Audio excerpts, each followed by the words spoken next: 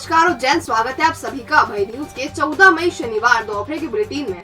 मैं हूं आपके साथ आकांक्षा पिवाल। आइए देखते हैं अब तक की खास खबरें। इस बुलेटिन के प्रायोजक है आरके डेवलपर्स। शानदार घर खरीदें अब अपने बजट में।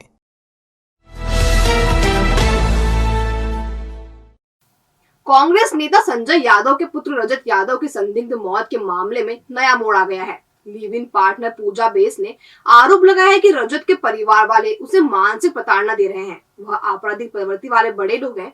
पूजा ने एसपी सत्येंद्र कुमार शुक्ल से मुलाकात की और निष्पक्ष जांच की मांग की है। रजत यादव ने करीब 10 दिन पहले नींद की गोली खाकर खुदकुशी कर ली थी। उसके साथ पूजा ने भी नींद की गोलियां खाई थी, लेकिन वह बच गई। पूजा ने आरोप लगाया कि रजत की मां उसके पिता का हवाला देकर उसे हमेशा ही डराती धमकाती थी। 1.5 साल से क्रम चलता आ रहा था। घटना वाले दिन भी उसकी मां रजत की पत्नी रजत की सास उसे लगातार धमका रही थी। इनका कहना था कि तू रजत को छोड़ दे। मैं इस पर तैयार नहीं थी। उस दिन भी आपस में बात के बाद रात को रजत और मैंने नींद की 4 गोलियां खाई। गोलियां रजत ही लेकर आया था। गोलियां खाने के बाद मुझे उल्टी हो गई। अब रजत का परिवार उसकी मौत के लिए मुझे जिम्मेदार ठहरा रहा है। पूजा ने कहा कि एसपी से मिलकर निष्पक्ष जांच की मांग की है। बहरहाल पूजा के बयान ने इस प्रेम कहानी में नया ट्विस्ट ला दिया है। अब देखना है कि ये कहानी कहां तक आगे बढ़ती है।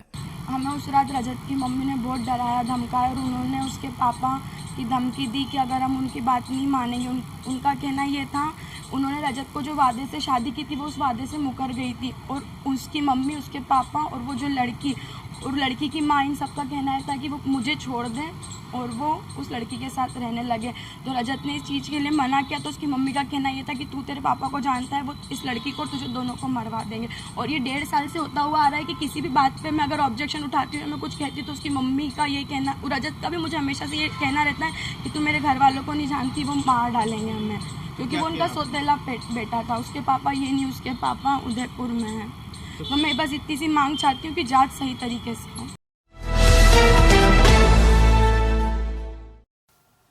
शनिवार को जिला कोर्ट में लगी नेशनल लोक अदालत में बैंकों का रुपया लौटाने में बकायेदारों ने कोई रुचि नहीं दिखाई। हालांकि बिजली कंपनी और अवंतिका गैस के काउंटरों पर भीड़ रही और लोगों ने अपने केस सेटलमेंट किए। लोक अदालत का शुभारंभ जिला एवं सत्र न्यायाधीश आरके वाणी ने किया। लोक अदालत में समझौते वाले प्रकरण रखे गए थे। इसमें बैंक, बिजली कंपनी, नगर निगम और पारिवारिक मामले रखे गए। बैंकों के काउंटर हमेशा की तरह खाली पड़े रहे। इंडियन बैंक ने 45 लाख की रिकवरी के लिए 500 नोटिस जारी किए थे, लेकिन दोपहर तक एक भी ग्राहक समझौता करने नहीं पहुंचा। बैंक ऑफ इंडिया ने 94 करोड़ का बकाया वसूलने के लिए 6,442 नोटिस जारी किए थे, लेकिन केवल 14 ने ही बैंक के काउंटर पर संपर्क किया। देश की सबसे बड़े सरकारी bank state bank of India ने 12 करोड़ की वसूली के लिए लगभग 1800 नोटिस जारी किए थे, लेकिन दोपहर तक एक भी ग्राहक नहीं पहुंचा था। इसी तरह का हाल कैपिटल ट्रस्ट का भी था, जिसने 700 नोटिस जारी किए थे। मध्य भारत क्षेत्रीय ग्रामीण बैंक ने 3 करोड़ 80 लाख रुपए वसूलने के लिए लगभग 102 नोटिस जारी किए थे, लेकिन दोपहर तक उनका काउंटर भी खाली था।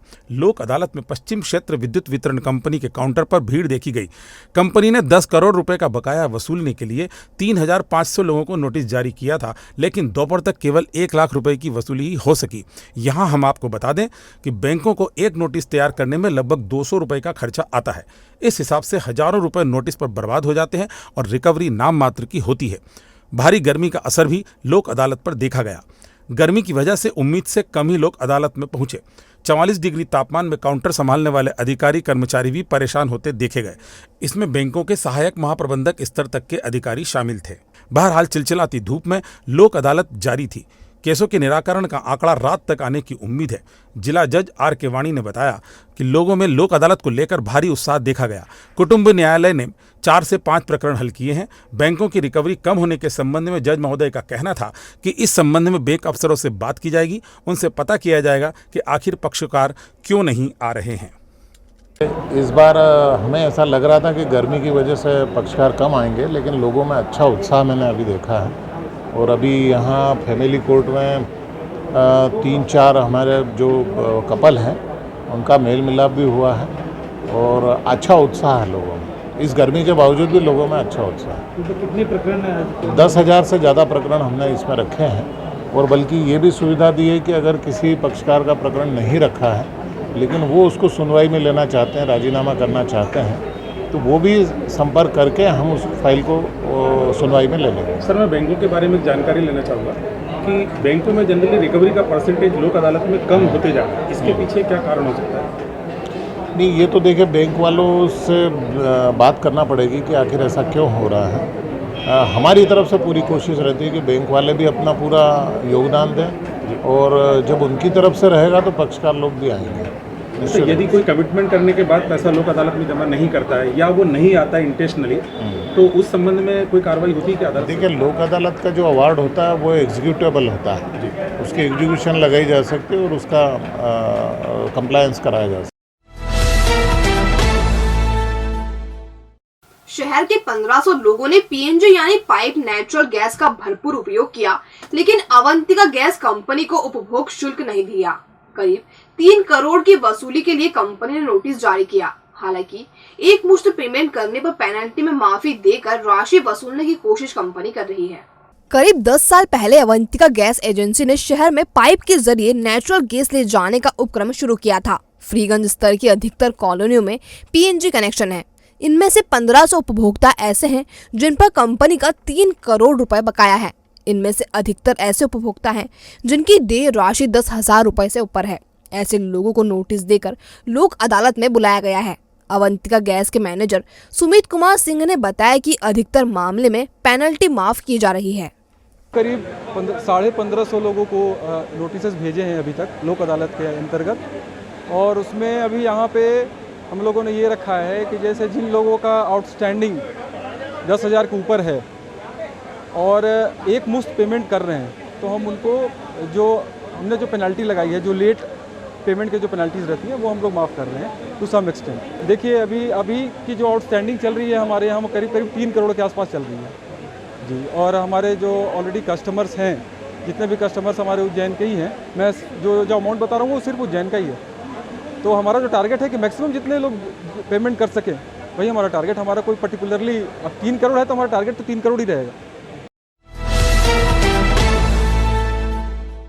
Glamour beauty salon cosmetic and jewellery, जहां आप पाएंगे प्रोफेशनल फीमेल आर्टिस्ट द्वारा party makeup, bridal makeup, facial, manicure, pedicure, hair treatment, skin treatment, साथ ही ब्रांडेड कॉस्मेटिक और ज्वेलरी न्यूनतम शुल्क पर। पार्लर ट्रेनिंग और परफेक्ट होने पर जॉब की भी guarantee. Opening offer keratin hair spa, cosmetics और ज्वेलरी पर 40% की छूट। तो आज ही विजिट करें अब नए स्वरूप में। हमारा नया पता 93 गोंदा चौकी, गुरु मंदिर के पास, उज्जैन। तराना के 4 बदमाशों के निशाने में किसानों की मोटरें, ट्रैक्टर थे। यह नदी, खाल, कुओं पर नजर रखते और मौका मिलते ही पानी की मोटर लेकर चंपत हो जाते। बाद में वह मोटरें कम दाम पर ठिकाने लगा देते। गांव का मामला होने से पुलिस भी ज्यादा ध्यान नहीं देती थी और इनका धंधा बेधड़क बैकऑफ जारी था, मगर मुखबिर की सूचना ने इन्हें सलाखों के पीछे पहुंचा दिया। दरअसल तराना की इंदिरा कॉलोनी के रहने वाले बलराम बागरी, लखन सिंह मोगिया, धनराज बागरी और संजय मोगिया ने गिरोह बना रखा था। इनके निशाने पर किसानों की मोटरें होती थी। पुलिस ने जब इन्हें पकड़ा तो ये टाट के 2 बोरे में भरकर 3 मोटरें बेचने के लिए उज्जैन आ रहे थे। यह बस के इंतजार पर खड़े थे। इसी बीच पुलिस ने इन्हें दबोच लिया।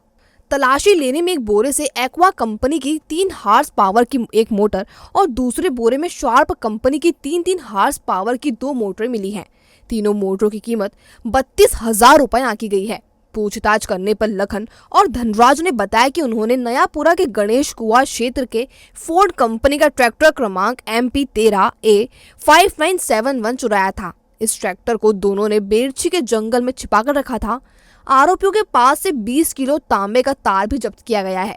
चोरी की गई मोटरें सालाखेड़ी के लाड सिंह गुर्जर, बिरगोद के रामचंद्र आंजना की है, जबकि ट्रैक्टर नयापुरा निवासी सुरेश चंद्र पाटीदार का है।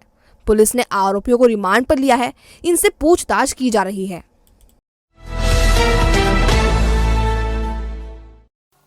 पुराने जल स्रोतों को नवजीवन देने की कोशिश एक समूह गुपचुप तरीके से कर रहा है कि समूह शहर के प्राचीन जल स्रोतों की तलाश कर उनकी सफाई के अभियान में जुटा हुआ है। इसी कड़ी में ये ग्रुप रविवार को हरसिद्धि माता मंदिर की बावड़ी की सफाई करेगा। हरसिद्धि मंदिर में बावड़ी आगे की तरफ स्थित है। किसी जमाने में बावड़ी के जल का उपयोग मंदिर परिसर में होता था। अब बावड़ी तो है लेकिन जल का उपयोग नहीं होता। बावड़ी की सुध सप्त सागर विकास मंडल ने ली है। शिप्रा नदी के संरक्षण एवं संवर्धन के लिए अभियान चला रहा ग्रुप रविवार सुबह बावड़ी की सफाई करेगा। सुबह 8 से 9 बजे तक होने वाले आयोजन में आम आदमी भी भागीदारी कर सकते हैं। कानीपुरा स्थित तिरुपति धाम कॉलोनी में नवनिर्मित मंदिर में शनिवार को प्रतिमाओं की प्राण प्रतिष्ठा विधि विधान से की गई। रविवार को महाआरती होगी और महाप्रसादी का आयोजन किया जाएगा। दरअसल मंदिर में पानी की टंकी के पास नया मंदिर बनाया गया है। इस मंदिर में ही 7 दिवसीय प्राण प्रतिष्ठा महोत्सव चल रहा है। यज्ञाचार्य कमलेश भाई के आचार्यत्व में हो रहे महोत्सव में प्रतिमाओं की प्राण प्रतिष्ठा की गई। रविवार की शाम भजन संध्या होगी और महाप्रसादी का आयोजन किया जाएगा। तो आपने देखा अभय न्यूज का आज का बुलेटिन। अगर खबरों को लेकर आपके पास कोई फीडबैक हो तो हम तक जरूर पहुंचाएं। कल फिर मिलेंगे नए बुलेटिन के साथ। नमस्कार।